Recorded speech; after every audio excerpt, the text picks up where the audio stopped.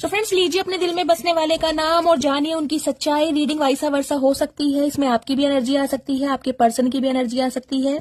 सबसे पहले एनर्जी से कनेक्ट होने के लिए पेज को फॉलो कीजिए, कमेंट्स बॉक्स में जाकर हर हर महादेव टाइप कीजिए और रील को शेयर कीजिए ताकि महादेव की ब्लेसिंग आपको हमेशा मिलती रहे। लेट्स सी आपके पर्सन की क्या एनर्जी है, क्या बताना चाहते हैं। एक नन्ही सी जान हो तुम, मगर गुस्से की दुकान हो तुम। गाइस, इन्हें लगता है हो तो आप इत्तू से, लेकिन जब आपको गुस्सा आता है फिर कहीं ना कहीं आप अपने आप के भी नहीं सुनते। आपके गुस्से से बहुत डरते हैं ये इंसान।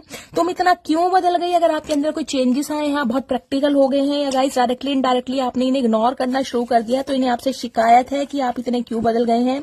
विश फुलफिलमेंट की एनर्जी है गाइस, कहीं ना कहीं आपकी कोई विश पूरी होने वाली है, कोई मन्नत, कोई दुआ, कोई मैनिफेस्टेशन जो आपने भगवान से मांगी थी।